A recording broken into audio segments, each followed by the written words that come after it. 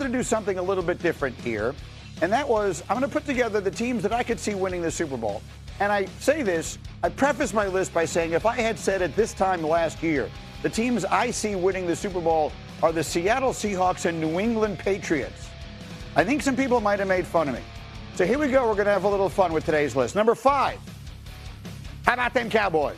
The Dallas Cowboys, who have not been anywhere in 30 years at a time when teams are being resurrected, like the Knicks being back in the NBA Finals, by bringing George Pickens back on the franchise tag, a real chance for Dak to have another superstar season. And with the good acquisitions they've made on the defensive side, I'm taking a flyer on the Cowboys at 5. At number 4, I love the Bears. If you've been listening to me, you know it. What scares me about the Bears, right now they actually have, before the season begins, the hardest strength of schedule of any team in the league. But those things are fluid. Those things will change. I think their quarterback is only going to get better. They have an elite coach. I love Chicago. At 3, I love the Bills. If not now, when? Josh Allen, we keep waiting. They made the change. You know everything is on his side. They've made some aggressive moves. They go out and they get DJ Moore. I believe someday it will become Josh Allen's time. He's too good to stay on this list forever. I know Dan Marino stayed on it forever. At some point, I believe Josh's time is going to come. I'm going to put him on the list. I took a look at the strength of schedules. And do you know who has the most ridiculously easy schedule of any team? Is the Cincinnati Bengals. What he has to offer. So on behalf of everybody over Cover One, we appreciate the opportunity to be part of this exercise. It's a ton of fun. Can't wait to see what the rest of the guys are talking about. And we are out. Up next, we have Nate Geary. And Nate, Khalil Shakir was number 7 in 2025, but he fell to number 16 this year. Now, Nate found room for him on his individual ballot, and so Nate's here to tell us why there was still a spot for Khalil Shakir on this year's ballot. What's up, Bills Mafia? Nate Geary here from WGR Sports Radio 550, here to tell you why you are all sleeping on Bills wide receiver Khalil Shakir. For the first time in more than 2 off seasons, there's actual excitement surrounding this Bills pass-catching group, and thanks to in large part to the acquisition of Bears wide receiver DJ Moore, and add in the fact they drafted UConn's Skylar Bell, sprinkle in potentially a healthy Dalton Kincaid, and it feels like Brandon Beane has got this group surrounding Josh Allen in a place to maybe get them over the hump. But somewhere in all this excitement, it feels like folks in this exercise and in the fan base at large have forgotten about Khalil Shakir, who was number 7 on this list last season, but has fallen all the way to 16th this season. But let's set the record straight on Shakir. He's led this team in targets, receptions, and receiving yards 2 years running. Last season, 72 catches, 719 yards, 4 touchdowns. He was the most dependable option Josh Allen had all season, and that kind of reliability to me doesn't just vanish because a couple of new names walk in through the door. Here's what I think folks are missing, especially when it comes to the DJ Moore and Khalil Shakir pairing. To me, Moore does not hurt Shakir. If anything, he helps him. And when you look at how these two receivers actually win, it starts to make a ton of sense. Shakir's a zone coverage beater, right? His yards per route run against zone in 2024 outpaced receivers like A.J. Brown and Amon-Ra St. Brown. Pretty decent company. He finds soft spots in the zone, sits in windows, and makes life easy for Josh Allen underneath. Moore, on the other hand,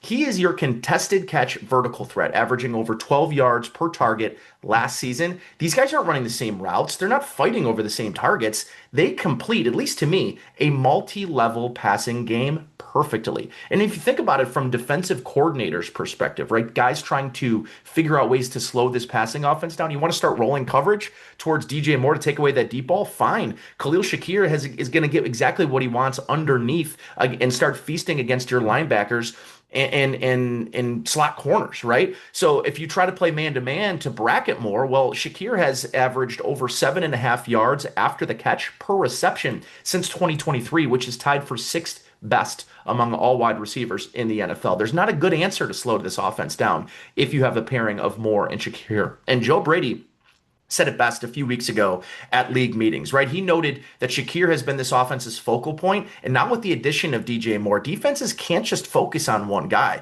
And Brady's been here before, right? He's worked with DJ Moore. He had back-to-back 1,100-yard seasons playing for Brady in Carolina. He knows exactly how to use a field stretcher to open things up underneath. And Shakir's the perfect guy waiting to take advantage of all of that. And let's not forget, Shakir led the entire NFL in receiving yards off screen passes last season with 100 673 per Next Gen Stats.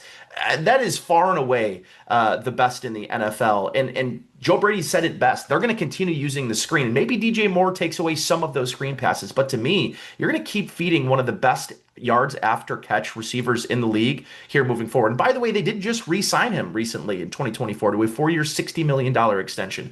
This organization values and understands what they have in number 10. DJ Moore's a great addition. A healthy Kincaid makes this offense more dangerous, but Khalil Shakir isn't being phased out, guys. He's being freed up. Next up is Anthony Prohaska, and one of my top takeaways from this year's result is that of the 16 ballots submitted, only 2 players were represented on every single ballot, Josh Allen and DJ Moore. So, Anthony, what are your prevailing thoughts on why this year produced so much variance on the ballots from the panel? What's good, folks? I'm Anthony Prohaska, host of Disguised Coverage and co-host of the Cover One Film Room, here to talk about why of the 16 ballots submitted for this year's exercise, only 2 players were represented on every ballot, Josh Allen and DJ Moore. My prevailing thoughts on why this year produced so much variance on the ballots from the panel is that this year is a year with more variance than we've seen previously from the Buffalo Bills. A new head coach, a new entire defensive coaching staff, a potential new direction, and some volatility on the decision-making of Terry Pagula that potentially trickles down to Brandon Beane. And all of that adds up in people's minds and gets them to a point where this upcoming season is filled with uncertainty. And it's understandable. Who's going to matter? Who was a Sean McDermott guy and who might be out? Who isn't a fit for the new defense? What does the new defense look like? What does Joe Brady as a head coach look like? And what's the impact on the offense? If the wheels fall off for Joe Brady, will he be out? If the wheels fall off, will Brandon Beane be out? What is Jim Leonard's timeline from defensive coordinator to head coach, and how long will he be with the Bills? What does a successful season look like now that there's a new head coach, a potential new direction? How long is the leash for Brady? How much power does Brandon Beane have? Is the roster really in for a change in the future, or is it more of the same? How do we really parse what Sean McDermott did versus what Brandon Beane did? There's a multitude of questions surrounding the team this season and future seasons by extension. So again, it's understandable that folks are all over the place when it comes to deciding which players will matter the most and their whys behind their answers. And then when you look at the roster itself, aside from the organizational changes, it's a roster with questions that's also in a somewhat state of flux. So even just settling on who's going to be a lock for the roster going forward is muddy. Is Dalton Kincaid able to stay healthy and be relied on? Is Osiris Torrance likely gone after the season? Is Spencer Brown going to stay healthy? Is Deion Dawkins declining? What does the departure of David Edwards look like for Deion Dawkins? Is Ed Oliver able to stay healthy and be relied on? What does year 2 of Deion Walker look like? And what does he look like in this new defense? Are TJ Sanders and or Landon Jackson going to give you useful snaps? Is Terrel Bernard going to bounce back? And along with that entire linebacker position, what do the other linebackers look like? Who starts next to Terrel Bernard? Is it Dorian Williams' job to lose? Is Caleb Elarms or ready for that spot? Do they bring in somebody else? Is there an answer already on the team? Do they have to bring in a veteran? Going to wide receiver, what happens with Keon Coleman? How does DJ Moore's game age? What do we get from Josh Palmer? What kind of rookie is Skylar Bell? All of these questions, and there's more questions on top of that and aside from those questions. And those are all just individual aspects in terms of development and or sustainability. And then when you add in the defensive changes schematically and philosophically and the organizational stuff, there's more variables and unknowns for players on the defensive side of the ball, but across the team in general. The Buffalo Bills are in more uncharted waters this season than they have been in previous seasons. And those uncharted waters bring variables and uncertainty with them. And I think those variables and uncertainty are reflected in the ballots from the exercise this year with the panel. Once again, I am Anthony Prohaska. You can find me on Twitter at pro__ant. That's pro2_ANT. What if the biggest message from this Bills ranking is not who made the list, but who did not? Bills Mafia, listen closely, because this one is bigger than a top 10 debate.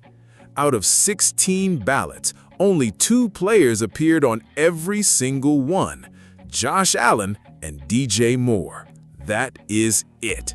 Not Greg Rousseau, not James Cook, not Christian Benford, not Dalton Kincaid, not Terrel Bernard, just Josh Allen and DJ Moore.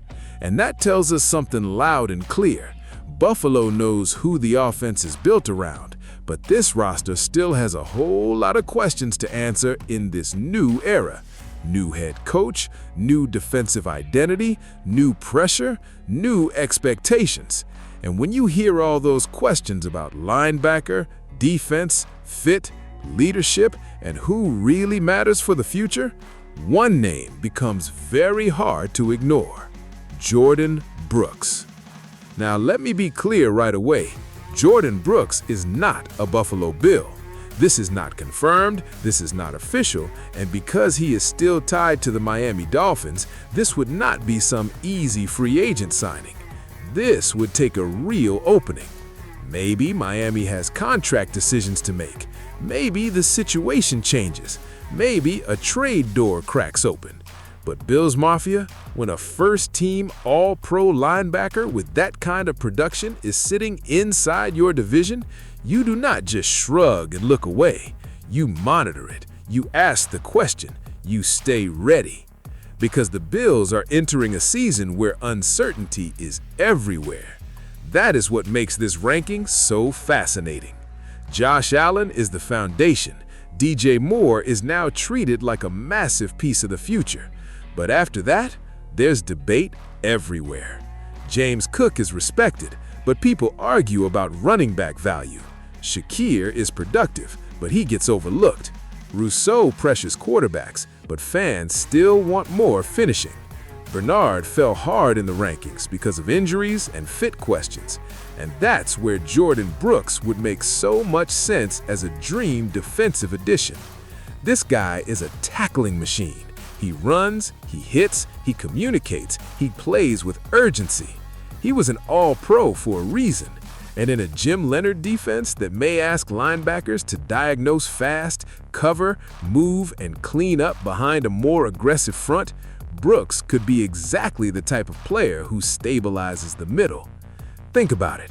Ed Oliver attacking up front, Rousseau and Bradley Chubb setting edges and hunting quarterbacks, Christian Benford leading the corner room, C.J. Gardner-Johnson bringing attitude, Cole Bishop growing into that hybrid role, and then Jordyn Brooks sitting in the heart of the defense, flying sideline to sideline, closing space, making tackles, and refusing to let the middle leak. That's not just a signing, that's a tone shift.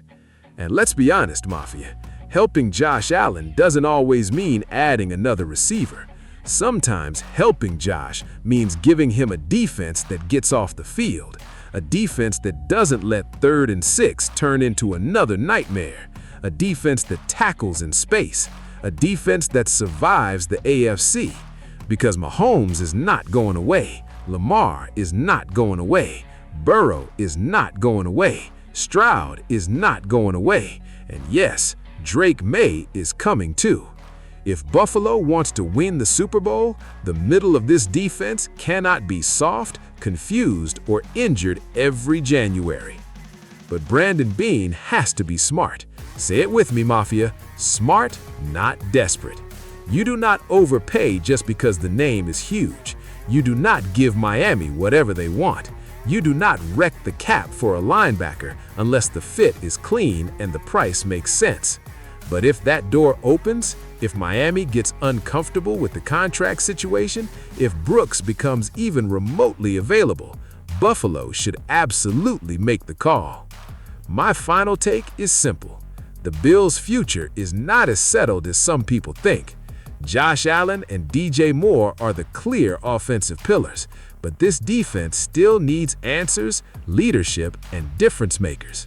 Jordyn Brooks would be a bold AFC East move, maybe even a complicated one, but the football fit is impossible to ignore. If Buffalo adds that kind of linebacker to Jim Leonard's defense, this team gets faster, tougher, and a whole lot scarier. Bills Mafia, now I need your honest opinion. Would you want the Bills to make a bold move for Jordyn Brooks if Miami ever opened the door? Or should Buffalo trust the linebackers already in the building? Drop your take in the comments, hit that like button, and subscribe for more Buffalo Bills news, rumors, reactions, and real Mafia energy. circle the wagons, because if the Bills fix the middle of this defense, the AFC is going to feel it.